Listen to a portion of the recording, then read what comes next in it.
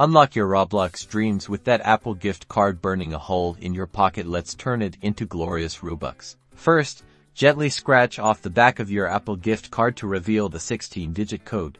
Be careful not to scratch too hard.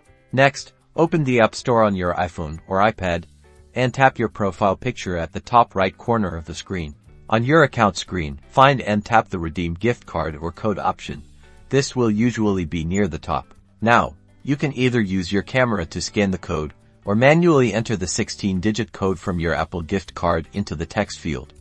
Double-check that you've entered it correctly. Once you've entered the code, tap Redeem in the top right corner. You should see a confirmation that the gift card has been successfully redeemed and the balance has been added to your Apple ID. Now, open the Roblox app and tap the Robux icon, typically located in the top right corner of the screen. Choose the Robux package you want to purchase.